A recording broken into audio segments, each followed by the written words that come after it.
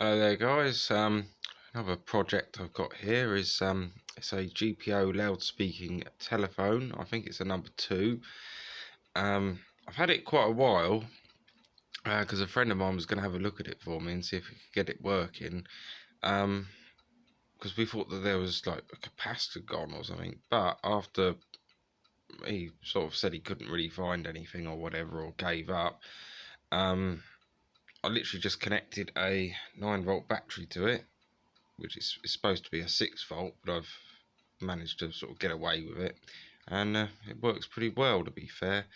It's from 1962. It's very clear, especially on the line. I haven't connected it up yet, but I'm just doing an initial video so you can see it. It has this like junction box, and you have to join the tabs up to the appropriate voltages, you see. So I've joined all 3 to 6 volts, even though I'm technically running 9 volts, but the 9-volt battery is nearly dead anyway, so it probably is producing about 6 volts anyway. You connect the line connections to 27 and I think it's 28. The power goes straight in where it says battery 3132. On the front of the machine we have a light, we have a dial button, answer button, we have a microphone off and increase volume button. Now, unfortunately the increased volume doesn't work, so I tried making a call on it, and as soon as I pushed the button down he said, "I can't hear you." So you know, that's not working, but we're going to have a closer look around the back.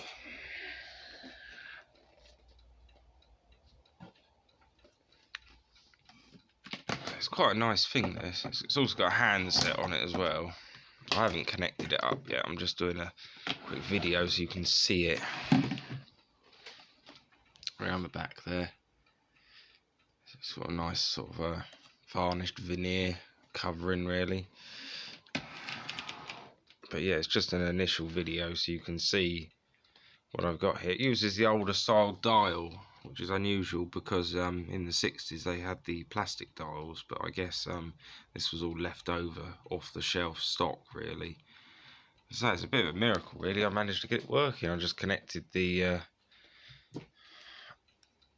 nearly flat 9-volt battery to it, plugged it in the line, and it worked. I was using it off of a power adapter, but unfortunately I think the power adapter had gone, and because the power adapter wasn't working, the guy that looked at it thought it was always all the capacitors had gone inside or something. Well, I thought that was unusual because it was sort of working before, but it seems to work better off a battery than it does a transformer. So I did have a transformer on it, but it wasn't working all that well. So I've literally just gone with the battery idea, because that seems to be very clear and it works really well. The only thing I'm going to be a bit stuck with is trying to get this case sort of cleaned up a bit, really. I mean, perhaps I might better get a proper 6-volt battery for it with some connections or something, but and yeah, I know it's a 6-volt setting and I put a 9-volt battery on it, and I expect I'm going to get told off in the comments or whatever, but I just want to stress that it's not a valuable item, and it seems to work with the 9-volt battery, so I'm sort of going with that, if you know what I mean. It's only a few more volts than 6, isn't it? So I wouldn't think it would do much damage, really. I mean, it might do, but it seems to be working fine. Inside this lovely junction box, the lid of it, it's got an absolutely lovely, well-made wooden box that goes on it. It tells you all about the battery voltage and how to set the amplifier. It uses the more 60s style handset, which I was familiar with through a lot of the older phones that I've done, more modern ones rather, because my other phone that I'm doing I'm going to look at the moment is an old Bakelite one from the 40s, which is just literally, move that out of the way, there. It's one of those conversation pieces, reproduction ones. I think it's from 1952 actually. Got it on Facebook, 15 quid, plugged it in, fully working, bam, done. Nothing wrong with it at all. Condition wise, it's in very good condition. It's working really well. It's got a lovely ring to it as well, actually. It weighs a ton. Yeah. There's a couple of dates there. I can see 1952 where that bell is. There. It's an AEP phone, which they seem to be a lot of them for the conversation pieces ones.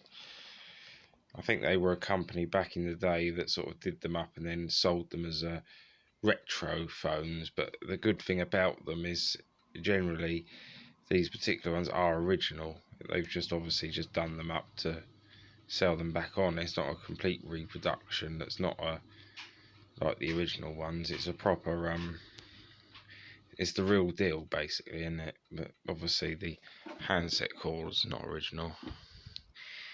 But I think I could live with that, to be honest. So yeah, we'll just go back and have a look at this one. Yeah, it's very unusual. I mean, I've never had a loudspeaking phone. I've seen them around on the internet. I've never seen one in the flesh. So yeah, just glad I got it. I've got some bit of cabinet damage here, which I'm a bit pissed off about because I do like it to look shiny. But then, you know, if it's 65 years old, you can't really expect it to be brand new, can you? Just wish it was in a bit better condition, really, because it's nice to have a nice wooden cabinet on something like this. So yeah, that's pretty much it for now. The only thing that doesn't seem to be working is this light. It's supposed to light up when you put the increase volume down. I haven't connected any of this up yet, because it's just a quick video to show you it really, but it is fully working. It hasn't got a bell set in it, so when it rings it's more of a sort of an unusual buzzing sound, to be honest. But the thing is, it needs the power for the amplifier and the buzzer inside of it, you see. I think, I mean, it might work off the line voltage, the buzzer, I'm not sure. I'll have to do some tests later to find that out. But anyway, thank you very much for watching. Yeah, that is the GPO loudspeaking telephone. List number 2. There it is. That's the inside. And the strange thing is that my one, the top doesn't pop off. It's actually bonded to the rest of the cabinet. The only bit that comes off mine is the back. But yeah, it tells you that you can run it off of 50 volt supply, 6 volt supply. I think, yeah, 26 volts as well, which is unusual. So a 26 volt supply, isn't it? Someone said to me, well, I don't know how true it is, but an ex-GPO serviceman said to me that back in the day, if you wanted one of these loudspeaking telephones, obviously you have to fit the criteria to have one, because obviously, you know, it's a loudspeaking telephone. They would put in a special line for you. Like I don't quite know if it's true or not, or either that or that they would bring batteries round for the 6 volt if you had it set to that. But if you had a 50 volt supply, that they would somehow do that. I don't quite know, really. I mean, I'm probably talking bollocks, really, but I have no idea. Also, the other thing that was quite interesting, this one actually came from, believe it or not, I believe it came from a railway station, because all the paperwork that was, believe it or not, found inside of the phone that someone had stuffed in there all said about British Rail and where to use it on the station and that, and what numbers to phone in the train station. So I think originally it might have come from a London train station, and it might be that the fact that it's a loudspeaking phone is so that they can use it in conjunction with a regular phone, and that several people can talk to someone down the line on it if they needed to make an announcement at a train station or something. I mean, I don't really know how any of it works. I mean, I'm just guessing here, guys, but I could just imagine some guy back in the day making an announcement, phoning a different train station, and it being replayed on the speaker system or something. I don't know. Anyway, well, guess is as good as any, I guess. But yeah, I thought that they were only for people that were hard of hearing or deaf, but from the evidence of the paperwork that I found inside, I believe it was used at a train station, possibly in London. There was a lot of train station paraphernalia, paperwork in there, which unfortunately I've put away now. It could be that the person that worked at the train station could have had hard of hearing problems or something. You know, it could be that, or it could just be that that was a more appropriate piece of equipment so that several people could talk to one person down the line. I don't know. Anyway, thank you very much for watching, and sorry I'm babbling on about it. I mean, half the stuff I say might not be right, I don't know, but the next video hopefully will be it working. I'll connect that battery and get a battery connector and give it a bit of a polish or something, and hopefully try and find someone to fix the cabinet, really, because that's the best part of it, really. Anyway, thank you very much for watching, and see you in the next video where hopefully I do a demonstration.